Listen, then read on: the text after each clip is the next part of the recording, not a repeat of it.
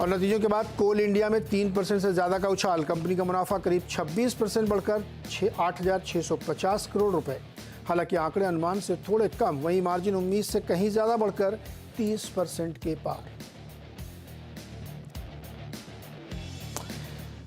तो मार्केट में थोड़ा प्रेशर है और इस दौरान चूंकि काफ़ी रफ्तार से मार्केट चला था, थोड़ा थोड़ा ऊपरी स्तरों से हल्का हुआ है।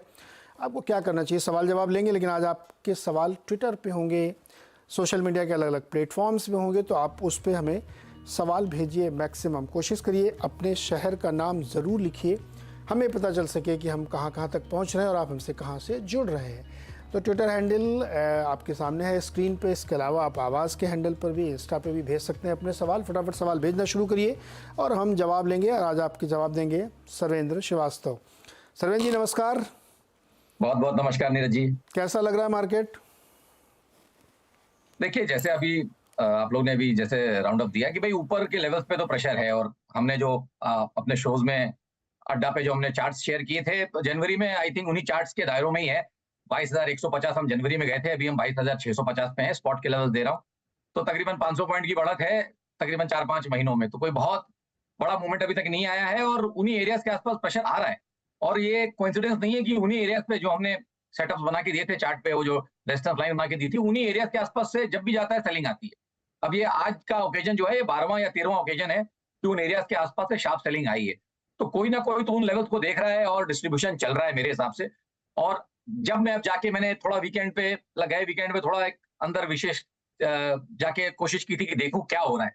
तो अब मैं ये देख रहा हूं कि नंबर ऑफ स्टॉक होल्डर्स, जब आप किसी भी स्टॉक की जाके शेयर होल्डिंग देखते हैं, तो अमाउंट ऑफ शेयर होल्डर्स बढ़ते जा रहे हैं। मतलब मार्जिनलाइज होल्डिंग होती जा रही है, शेयर होल्डर की जो संख्या है वो बढ़ती जा रही है। विच मीन बड़े ट्रांचेस से छोटे ट्रांचेस में माल जा रहा है, मतलब स्ट्रॉन्ग हैंड से वीक हैंड में माल जा रहा है। बड़े लमसम बिकवाली हो रही है और छोटे छोटे छोटे टुकड़ों में बट के जा रहा है। तो ये मुझे लगता है कि ये एक बड़ा डेवलपमेंट है। ये जो मार्च का डेटा हमारा आया है, इसमें काफी मुझे दिख रहा है कि 5 to 10% कहीं और रिटेल होल्डिंग बढ़ी है। मतलब नंबर ऑफ शेयर होल्डर्स बढ़े, तो मैं यही मान रहा हूँ रिटेल होल्डिंग बढ़ी है। स्ट्रॉन्ग हैंड से वीक हैंड में माल जा रहा है, तो मैं तो इसको डिस्ट्रीब्यूशन ही मानूंगा। ठीक है, थोड़ा टाइम ले रहा है, बट फिलहाल जब तक 22,750 के लेवल नहीं निकलते स्पॉट में, मुझे लगता है कि मुश्किल है यहाँ से और अपसाइड नहीं बचे। रिस्क रिवॉर्ड अब यहाँ से उतना फेवरेबल नहीं है। इमीडिएट बेसिस पे रेंज रहेगी 22,150, 22,100 से लेके ऊपर में 22,750, 22,800 तक। ओके, अच्छा, ये सवाल जवाब शुरू करें उससे पहले मुझे BHEL पे आपकी राय चाहिए। आज वो 300 को पार कर गया है, कैसा दिख रहा है आपको? नहीं, बहुत अच्छा चल चुका है। हमने इसको 2-3 साल पहले आई थिंक दिवाली पिक में भी इसको लिया था। थॉट यही था कि कहीं एक स्पेशल पिक पे हमने इसको लिया था। तब तो ये 60-70 रुपए का भाव चला करता था, अब तो बहुत बढ़ गया है मेरे हिसाब से। वापस यहाँ से ऑलमोस्ट 4x 5x से हो चुका है। तो जिनके पास है वो तो चाहे तो बने रहे, क्योंकि मोमेंटम पकड़ा हुआ है शेयर और चल रहा है। बट नया निवेश तो इन स्तरों से मुझे लगता है कि अवॉइड करना चाहिए। ओके, चलिए सवाल लेना शुरू करते हैं। हरकेश शर्मा का पहला सवाल है और दिल्ली से इन्होंने भेजा है। इन्होंने रिसेंटली भारत डायनेमिक्स के 100 शेयर लिए हैं 2030 पर। शॉर्ट टाइम के लिए इसका व्यू क्या है? देखिए, शॉर्ट टाइम में अगर ये पूछ रहे हैं तो फिर मेरे हिसाब से तो इनको मेरे हिसाब से तो यहाँ पे थोड़ा अलर्ट रहना चाहिए। ठीक है, पिछले लेवल्स का ब्रेकआउट हुआ है, यहाँ 1850-1900 वाला एरिया का ब्रेकआउट हुआ है। तो I think as long as 1900 के ऊपर बना हुआ है, शॉर्ट टर्म में बुलिश बायस है, तो बने रहें। बट जैसे मैंने लास्ट शो में बोला था कि भाई जो भी अब यहाँ से करते हैं वो बस 15-20 वर्किंग डेज, उसके बाद तो इलेक्शन के रिजल्ट्स और ये सब देखने के बाद ही नया व्यू या नए ट्रेड्स निकालेंगे। बट फिलहाल खड़े रहना है तो मैक्सिमम 15 दिन। ओके, और अगला सवाल है अनिल जोशी का। इन्होंने 100 शेयर गैलेक्सी सर्फेक्टेंट्स के खरीद रखे हैं। क्या करना चाहिए इनको? देखिए, एक शॉर्ट टर्म यहाँ पे एक अच्छा बेस तो बना है, 2300, 2280, 2300 के आसपास एक अच्छा बेस तो इसने बनाया है। तो वहीं से ये शार्प बाउंस आया है मेरे हिसाब से। तो थॉट यही रहेगा यहाँ पे कि भाई 2300 के जो लेवल्स हैं वो इंपॉर्टेंट रहेंगे यहाँ पे मीडियम टर्म 3 से 6 महीने के लिए। और ऊपर में मुझे लगता है कि अगर सब कुछ ठीक चला तो एक इसकी ब्रॉड रेंज जो बनी है 2300 से लेके 2900, तो 2900 को चैलेंज करेगा नेक्स्ट 3 से 6 महीने में, एज लॉन्ग एज 2300 को होल्ड कर रहा है। ओके, संध्या नारायणन का सवाल है, बेंगलोर से है, इन्होंने 100 शेयर वेदांता के लिए हैं 300 पर, क्या प्रॉफिट बुक कर लें? देखिए मेटल्स में तो मेरी राय यही है कि काफी ओवरबॉट है, काफी अच्छा चला भी है। और ये देखिए ये जो यूक्रेन वॉर वाला जो हाई था, उसके उसके जस्ट पहले वाला जो उसके बाद का जो हाई था, आई थिंक उन एरियाज के आसपास पहुंच रहा है। 430-32 के लेवल्स वहां पे थे। तो I think with in a long term range, जहां इसकी एक ब्रॉड रेंज बनी है लास्ट 2-2.5 साल की, 200 से लेके 400 की, राउंड फिगर पकड़ लेते हैं 420 तक की। तो आई थिंक उस रेंज के अपर एंड पे है। तो 24 महीने का रिस्क रिवॉर्ड अब यहाँ पे फेवरेबल नहीं है उतना। 420 430 से बहुत ज्यादा ऊपर जा पाएगा, ऐसे पैटर्न नहीं बन रहे। और अगर फिसला तो फिर आपको मालूम है कि ब्रॉड रेंज 200 से 400 की है। तो आई थिंक मुनाफा बांधने में इन लेवल्स पे या यहाँ से 2-5 रुपए ऊपर ज्यादा समझदारी है। अच्छा, वेस्ट चंपारण, पश्चिमी चंपारण से कृति जायसवाल का बीसी ग्रुप की कंपनी हिंदुस्तान जिंक पर सवाल है, 50 शेयर हैं 400, और इनका सवाल है कि एग्जिट कर जाए या वे डिविडेंड के लिए रुके। मेरे तो फंडामेंटली पूछो तो डिविडेंड के लिए रुकना चाहिए, लेकिन चार्ट पे देखिए कैसा दिख रहा है। देखिए ताजा ब्रेकआउट है, इसमें कोई डाउट नहीं है। जैसे कि अभी हमने वेदांता के केस में बात की कि भाई कहीं वो यूक्रेन हाई के आसपास अटक रहा है। ये ऑलरेडी उसको ब्रेकआउट करके वहां से एक 400 का लेवल था, उसको ब्रेकआउट करके डिसाइसिवली ऊपर है। तो थॉट तो यही रहेगा कि भाई मैं भी यही बोलूंगा कि भाई रुक जाएं और देखें। डिविडेंड की डेट मुझे मालूम नहीं है, बट जो भी है, अगर नेक्स्ट 15-20 दिन के अंदर डिविडेंड इनको मिल जाता है तो ले लें। और जितना हो सके इलेक्शन रिजल्ट के आसपास या उसके जस्ट पहले कहीं जो भी भाव हो वहां प्रॉफिट बुक करें थोड़ा। ओके सरवीन जी, रुकिएगा जरा, एक मैनेजमेंट से थोड़ी सी चर्चा करते हैं, फिर वापस आपके पास आते हैं। फ्रांस की ऑटो कंपनी फोरविया के साथ एलटीटीएस ने 5 साल के लिए करार किया और करीब $5 करोड़ के इस करार के तहत फोरविया के इंजीनियर कंबशन आइस इंजन के साथ निर्माण हाथ में बटाएंगे। इस निर्माण पर बातचीत करने के लिए हमारे साथ है एल&टी टेक्नोलॉजी सर्विसेज के MD and CEO Amit Chadha. Amit ji, बहुत बहुत स्वागत है। ये जो कॉन्ट्रैक्ट हुआ है आपका फोरविया के साथ ईयू मार्केट के लिए, इसका थोड़ा सा हमें डील का स्ट्रक्चर बताइए सर। जी, धन्यवाद मुझे शो पे इनवाइट करने के लिए। तो ये जो डील है, फोरविया टेक्नोलॉजीज जो हैं, they are a leading player in automotive technology in terms of clean mobility, electronics, etc. हमारा जो ये ट्रांजैक्शन है, this is we are taking over the work for clean mobility solutions for Forvia, out of which हम लोग about 300 लोगों को LTTS में लेंगे, जर्मनी और बैंगलोर में। एंड ये डील जो है ये इमीडिएटली काम स्टार्ट हो जाएगा कल सुबह से। So this allows us to go deeper, number one, in Europe, because हमने यूरोप का प्रेजेंस एक्सपैंड करना था। तो instead of an acquisition, we've actually gone in to take over employees there. Number two, it allows us to go deeper into clean mobility, जो कि एक बहुत बड़ा विषय है आज in terms of lower emissions, etc. So this allows us to be able to play in a significant manner in that space for automotive as well as commercial vehicles. And third, it reconfirms that we will be able to grow between that 8 to 10% organic band that we have just given guidance for last week. Okay. Amit ji, क्या ये संभावना है इसमें कि ये order $50 million से और बड़ा भी हो सकता है गोइंग फॉरवर्ड? जी, सबसे पहले तो अगर हम LTTS का ओवरऑल रेवेन्यू देखें तो 1.2 बिलियन रन रेट में 1/3 of that comes from mobility, which is auto, commercial, aero and rail. And in that 1/3, about 1/3 of revenue comes from various work and projects that we are doing in electric as well in hybrid technologies and emission related technologies. So this is right in that space. It allows us to expand.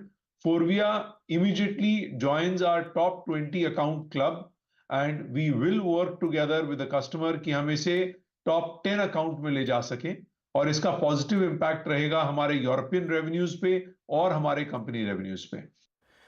Okay, तो अमित जी, क्या ये expect करना चाहिए, चूंकि इस तरह contract आप कर रहे हैं और काफ़ी काम अब एआई और न्यू क्लीन इंजन की तरफ होगा, तो कोई एक्विजिशन भी आप साइट कर रहे हैं जिससे कि और ज़्यादा मदद मिले, खास तौर पे यूरोपियन और यूएस मार्केट में? So at this stage, we continue to look for acquisition for hyperscaler work in California. We continue to work on buying a medtech company that services in the US and in automotive company potentially in Europe, but with this acquisition, our need to acquire something in automotive in Europe comes down because we are expanding our presence in Europe in organic means, leveraging organic means.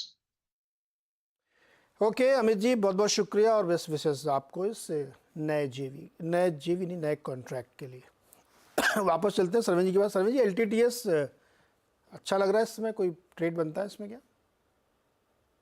देखिए, corporate developments को, बाजार को discount करने का अपना एक नजरिया रहता है। आई थिंक जिस तरह से चल रहा है 6000 के आसपास से अभी ये तकरीबन 4600 के आसपास आ गया है। आई थिंक प्राइस तो ये चीज नहीं दर्शा रहा है कि बहुत ज्यादा मार्केट ने इसको लाइक किया हो, बट मेरा मानना है कि अब ऑलरेडी ओवरसोल्ड हो रहा है, तो इसमें डाउट नहीं है। काफी अच्छा एक ओवरसोल्ड रीडिंग आने लगा है। मुझे लगता है 4200-4300 के आसपास अगर पहुंचता है तो शॉर्ट टू मीडियम टर्म एक पॉसिबल ट्रेड बन सकता है। तो अभी तो फिलहाल लग रहा है कि और 200-300 पॉइंट नीचे जगह बाकी है, बट उन एरियाज के आसपास डेफिनेटली एक बार देखा जा सकता है। अभी नहीं बोल रहा हूँ, बट उन एरियाज के आसपास आए तो देखा जा सकता है। जय भानु का सवाल ये है कि वो उन्होंने एक रिलायंस इंफ्रा खरीद रखा है, वो उसको बेचना चाहते हैं और उसकी बजाय वोडाफोन में करंट प्राइस पे इन्वेस्ट करना चाहते हैं। क्या ये ठीक कदम होगा उनका, वोडाफोन खरीदना? देखिए, मेरा थॉट ये रहेगा कि भाई रिलायंस इंफ्रा तो ऑलरेडी ये भी काफी घट गया है, मैं देख रहा हूँ, बट वोडाफोन पे तो बिल्कुल अभी पैसा डाल के यहाँ से डालेंगे मुझे उस पे, तो उस ट्रेड पे मुझे बिल्कुल यकीन नहीं, क्योंकि अभी बहुत ज्यादा हम इसको बुलिश निगाहों से देख नहीं रहे हैं। ये भी रेंज में फंसा हुआ था और कभी किसी जमाने में अच्छा लगता था, बट अब काफी टाइम निकल गया है। 2-3 साल पहले कभी ठीक लगा था, बट यहाँ से मुझे नहीं लगता कि इनको वोडाफोन में पैसे डालने चाहिए। अच्छा, इस समय पिडिलाइट, कोफोर्ज या एचएएल में लॉन्ग पोजीशन बनाई जा सकती है क्या आज इस महीने के लिए? देखिए, जिस तरह से बाजार में एक प्रेशर आया हुआ है, आई थिंक थोड़ा सा डिफेंसिव प्ले अगर देखते हैं तो आई थिंक इस महीने के लिए अगर चाहिए तो आई थिंक पिडलाइट तीनों में से चॉइस रहेगा कि अगर किसी को करना है तो पिडलाइट में भी, बट आपको एक स्टॉप लॉस 2880 पे जरूर रखना पड़ेगा और ऊपर में आपको 3150 के टारगेट पॉसिबली यहाँ सकते हैं। पिंकू कुमार का नई दिल्ली से क्वेश्चन है। 550 शेयर्स हैं इनके पास त्रिवेणी टरबाइन के, 390 पे इन्होंने खरीदे हैं और अब ये जानना चाहते हैं कि ये स्टॉक किस तरीके का है, क्या लगता है कुछ बड़ी तेजी इसमें बनेगी, क्या करें ये? नहीं, देखिए, बड़ी तेजी तो ऑलरेडी इसमें 2022 के बाद से एक बड़ी तेजी तो ऑलरेडी बन चुकी है कि 150 वाला ऑलमोस्ट 600, तो 4 गुना तो ऑलरेडी हो चुका है। तो बड़ी तेजी 2 साल में 4 गुने को अगर बड़ी तेजी नहीं बोलेंगे तो फिर किसको बड़ी तेजी बोलेंगे? अब इस बड़ी तेजी के बाद एक और बड़ी तेजी इनको चाहिए तो बिल्कुल हो सकती है, लेकिन प्रोबेबिलिटी थोड़ी कम हो जाती है। जब आप एक पीछे से बड़ी तेजी करके आए होते हैं तो फिर यहाँ से 4x होना, वो प्रोबेबिलिटी थोड़ी कम हो जाएगी। बट ये ओवरऑल स्टॉक के सेटअप्स अच्छे हैं। डेटा यहाँ पे जो है अभी लॉन्ग टर्म के हिसाब से आई थिंक ब्रेकआउट्स हो गए हैं। चौथा साल है, बहुत अच्छा ट्रेंड चल रहा है। तो मैं ऐसे चार्ट्स में सोचता हूँ कि भाई trailing stop loss is the best option, आप इसको चलने दें। मेरे हिसाब से थोड़ा आपको डीप पीछे रहना पड़ेगा, तो राउंड फिगर 500 का जो है उसके आसपास यहाँ पे इसके मीडियम टर्म एवरेजेस भी आए हुए हैं, तो मुझे लगता है उसके नीचे आप कहीं एक आपके पास एक मेंटली एक ट्रेलिंग स्टॉप लॉस आपके पास एक होना चाहिए और फिलहाल ट्रेड में बने रहें 15 से 20 वर्किंग डे और उसके बाद जैसे मैंने बोला चाहे तो थोड़ा मुनाफा बांधें। ओके, अजय जैन ने 30 शेयर एल&टी खरीदे 3750 पे, होल्ड करें या लॉस बुक करें? देखिए, सेटअप्स तो यहाँ थोड़े से प्रेशर में आ गए हैं, तो मुझे लगता है अगर जिस तरह से ये इन्होंने ऑलरेडी ध्यान बनाया है तो थॉट इनका शॉर्ट टर्म में भी चल रहा है, तो ज्यादा अभी नुकसान नहीं है मेरे हिसाब से। तो इनको यहाँ पे एक बार निकलना चाहिए। शॉर्ट टर्म ट्रेड की टाइमिंग मेरे हिसाब से उतनी इनकी बेहतर नहीं है। ओके, अमनदीप जी हैं इटावा से और इन्होंने खरीद रखे हैं 100 शेयर 1320 के भाव पर टेक महिंद्रा के जी। 2 साल का इनका व्यू है। देखिए, 2 साल का व्यू है तो मुझे लगता है कि भाई 2 साल के एंगल से मैं जैसे इसको देखता हूं तो वर्स्ट केस ये नीचे में 1000 के आसपास गया था और ऊपर में इसने 1800-1850 के लेवल्स रखे हुए हैं। तो I think with in that time frame अपने लॉन्ग टर्म सेटअप्स के लोअर रेंज पे है। बहुत ज्यादा इसने 2 साल में उन रेंजेस को तोड़ा नहीं है, तो नीचे में निराश नहीं किया, ऊपर में पॉसिबली अभी बाकी है ऊपर जाना। तो आई थिंक 2 साल के एंगल से पूछ रहे हैं तो मेरे हिसाब से ट्रेड में बने रहे। अच्छा, एक सवाल हितेश शर्मा का है, कोई इन्वेस्टमेंट करना चाहते हैं तो क्या इस बाजार में करें या रुकें, और जब करें तो किस सेक्टर में करें? नहीं, मेरे हिसाब से तो अभी फिलहाल रुके। जैसे मैंने भी निफ्टी पे बोला कि भाई ओवरऑल आप एक रेजिस्टेंस एरिया के आसपास हैं, या तो डिसाइसिव ब्रेकआउट हो जाए तो हम भी सोचे कि 3-6 महीने तेजी है तो डेफिनेटली करेंगे, बट वो तो हो नहीं रहा है। Net movement has not been, net movement Nifty का 100 पॉइंट का भी नहीं रहा है प्रति माह। तो ये एक अच्छा कोई बहुत बढ़िया कोई बुलिश या बुलिश संकेत तो है नहीं। तो मेरे हिसाब से, और इलेक्शन के रिजल्ट अब आने ही वाले, तो इवेंट को पास ऑन हो जाने दे। बड़े इवेंट के आसपास कोई बड़ा कॉल तो कभी नहीं लेता मैं, ना दूसरों को बोलता हूँ कि लेना चाहिए। अगर आप पहले से इन्वेस्टेड थे तो ठीक है, बट आप नया कॉल लेना चाहते हैं तो वेट, इलेक्शन के रिजल्ट्स के बाद सोचेंगे क्या करना है। इलेक्शन रिजल्ट तो 4 जून तक रुकना चाहिए, उसके बाद तय करें। अच्छा, सीमा कटियार जी ने 2 सवाल भेजे हैं। एक तो उन्होंने 200 शेयर एस्कॉर्ट्स के खरीद रखे हैं 1400 पे, और दूसरा इन्होंने खरीद रखा है 525 इन्फोसिस के 1462 पर 2022 से। अभी क्या करना चाहिए इनको, बने रहे दोनों स्टॉक में? देखिए, आई थिंक मेरे हिसाब से एस्कॉर्ट्स में थॉट वही है कि जो chart high top high bottom बनाते जा रहा है उसमें आप कोशिश करेंगे कि आप बने रहें। तो मेरी राय यही है कि 15 से 20 दिन और बने रहें, और ठीक ठाक प्राइस है इनका। मेरे हिसाब से ट्रेलिंग स्टॉप लॉस का सहारा लेके यहाँ पे बने रहें। तकरीबन 30 to 40 के नीचे कहीं अगर एक स्टॉप लॉस रखें तो सही रहेगा मेरे हिसाब से। 30 to 40 के नीचे एक स्टॉप लॉस रखें एस्कॉर्ट्स में होल्ड। और इन्फी में अगर इनका जैसे दायरा इन्होंने लंबा बोला तो लकी है कि ये टाइम तो इनका काफी बीत चुका है, बट इनके प्राइस के आसपास ही है। तो इन्फोसिस में भी मेरे हिसाब से अगर 2 साल का पूछ रही है तो बने रहे सकते हैं क्या? इनका तो काफ़ी नीचे लेवल पे खरीदारी है जी। एस्कॉर्ट्स में, और खरीद सकते हैं क्या? इनकी काफ़ी नीचे की है खरीदारी। नहीं, अब नया निवेश तो मैंने बोला ना कि नया कुछ करना है तो वेट कर लें, 1 महीना वेट कर लें, थोड़ी क्लैरिटी हो जाए फिर करें। बट काफी ओवरबॉट है। अगर नया लेना है तो ओवरसोल्ड, अच्छे ओवरसोल्ड आइटम्स में से ढूंढें, ना कि बहुत ज्यादा ओवरबॉट आइटम्स में। तो आई थिंक इलेक्शन के बाद मिलेंगे अच्छे अच्छे अच्छे ट्रेड्स मिलेंगे मुझे लगता है। ओके, पैट्रियट नाम का जो ट्विटर हैंडल है उस पर सवाल है अडानी टोटल गैस का 1800 शेयर 1080 के भाव पर। दिखाइए अभी क्या भाव चल रहा है। और इनका सवाल है कि ये 1500 से 2000 कब पहुंचेगा। देखिए, टाइमलाइंस मालूम होती तो फिर तो क्या बात थी। टाइमलाइंस कब पहुंचेगा ये तो कहना हमेशा मुश्किल होता है। बट थॉट यही है कि भाई आप इसको देखिए कि जहां जहां इस समूह के बाकी सारे शेयर्स काफी अच्छे रिटर्न दे चुके हैं, ये अभी भी कहीं उन एरियाज में स्ट्रगल कर रहा है। तो आई थिंक मैं इस पे बहुत ज्यादा स्ट्रॉन्ग ओपिनियन नहीं दे पाऊंगा। फिलहाल कोई बहुत क्लियर सेटअप उस तरह के नहीं है कि जो इनको बोल पाऊं कि उन लेवल्स पे कब पहुंचेगा। बट है 1000 के आसपास स्टेडी है, 900-1000 की रेंज में स्टेडी है। तो आई थिंक जब तक बना हुआ है तब तक ठीक है, बने रहे ट्रेड में। 900 जब तक होल्ड करता है तब तक ट्रेड में रहें। 880-900 पे सपोर्ट्स हैं, उन एरियाज पे ध्यान रखिए और ट्रेड में बने रहें। तीर्था दास ने 2.5 साल पहले ग्रासिम खरीदा था 1726 रुपए पे जी। क्या करना चाहिए अभी? 2470 हो गया। देखिए, थॉट यही है कि अच्छा सेटअप से चल रहा है और ऑल टाइम हाईज एटीएच को होल्ड करते हुए चल रहा है, लास्ट 2-3 महीनों में चल रहा है, उन एरियाज को होल्ड करते हुए। तो आई थिंक बने रहे ट्रेड में, और कहीं लास्ट 2-2.5 महीने का एक जो एवरेज रहेगा उसके नीचे कहीं एक मेरे हिसाब से स्टॉप लेके चलें। आई थिंक 2380 के आसपास अगर एक ट्रेलिंग स्टॉप लेके चलें तो 15 से 20 दिन और जो अभी समय बचा है उसमें खड़े रहे हैं, और उसके आसपास जाके अगर थोड़ा मुनाफा बांधना चाहें, आधा तो बांधे तो आधा फ्री हो जाएगा। तो अराउंड 2600 अगर आता है तो इनका ऑलमोस्ट डबल हो जाएगा। उस समय जरूर देखें कि आधा बेचें तो आधा फ्री हो जाएगा। Okay, Safwan chatty Tata steel 116 पर 615 शेयर खरीदे हैं। 2-2.5 साल के लिए होल्ड करें तो ठीक रहेगा क्या? देखिए, 2 साल के एंगल से पूछ रहे हैं तो एक बार मैं कहूंगा कि भाई बने रह सकते हैं, बट ये मान के चले कि भाई ये ग्लोबल फेसिंग सेक्टर है, और विश्व में अगर जिस तरह से भी कमोडिटी प्राइसेस चल रहे हैं, आई थिंक थोड़ी तकलीफें आगे चल के रह सकती हैं। बट टाइम फ्रेम इनका बड़ा है तो ट्रेड में बने रहें चाहे तो, और 144-145 के नीचे कहीं एक स्टॉप लॉस भी बना के रखें, ऐसा मेरा मानना है। ओके सर, सर्वेन जी बहुत बहुत शुक्रिया जुड़ने के लिए और दर्शकों की मदद करने के लिए। बहुत बहुत धन्यवाद। चलिए, एक जानकारी, एक बड़ा इंटरव्यू नेटवर्क 18 ग्रुप के editor in chief Rahul Joshi ji ने किया, और वो इंटरव्यू था गृह मंत्री अमित शाह का। अमित शाह जी ने कहा कि ओबीसी कोटे पर कांग्रेस के नज़रिए पर विस्तार से बात की, और उन्होंने ये भी कहा कि कर्नाटक में जब सरकार थी कांग्रेस की तो रातों रात मुसलमानों को बैकवर्ड बना दिया। आइए सुनते हैं।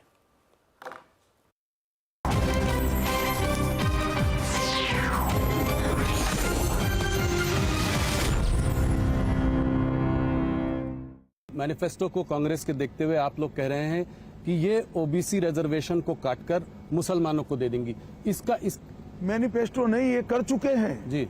कर्नाटक में उनकी सरकार थी, रातों रात कर्नाटक के सारे मुसलमान को बैकवर्ड बना दिया। ना बैकवर्डनेस का सर्वे हुआ, ना कोई कमीशन बना, धर्म के आधार पर सारे लोगों को बैकवर्ड घोषित कर दिया और उनको रिजर्वेशन भी दिया। अब ये रिजर्वेशन जो कटा वो ओबीसी का ही कटा है। इसी तरह से आंध्र प्रदेश में, संयुक्त आंध्र में जब उनकी सरकार थी, मुसलमानों को रिजर्वेशन दे दिया। तो ये किसका कटता है? एसटी एससी ओबीसी का ही कटता है।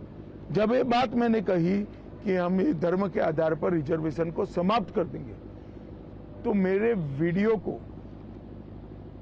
तोड़ मरोड़ कर जनता के सामने पेश किया। राहुल गांधी के राजनीति के अंदर कांग्रेस की कमान संभालने के बाद राजनीति का स्तर सतत सातत्यपूर्ण तरीके से राहुल गांधी गिरा रहे हैं। संसद में आप बहस नहीं कर सकते हो, शोर शराबा करना, बहिष्कार कर देना, बोलने नहीं देना, डिबेट में हिस्सा नहीं लेना और बाहर निकलकर प्रेस करना कि हमारे साथ अन्याय हो रहा है।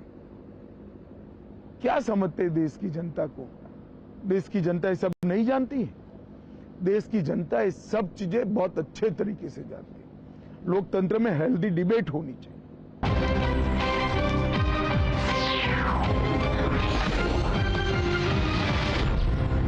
चारों ही इंडाइसेस रेड में है। सेंसेक्स 205 पॉइंट और बैंक निफ्टी 125 पॉइंट नीचे, बाकी निफ्टी और मिड कैप भी 25-30 पॉइंट नीचे। अगर हाई से देखेंगे तो काफ़ी बड़ी गिरावट यानी प्रॉफिट बुकिंग हो चुकी है। हालांकि एडवांस डिक्लाइन अभी उतना बुरा नहीं है, लेकिन फिर भी गिरने वालों की संख्या बढ़ती जा रही है। तो ये ऊपरी स्तर पर डेफिनेटली एक अच्छी खासी प्रॉफिट बुकिंग हम लोगों ने देखी है। अब क्या ये डिप पे बाई होगा? ये जो मिलियन बिटकॉइन का क्वेश्चन है, इसका जवाब अगले कुछ घंटों में हमें मिलेगा। फिलहाल एक छोटा सा ब्रेक, इसके बाद देखिए आप खिलाड़ी नंबर 1।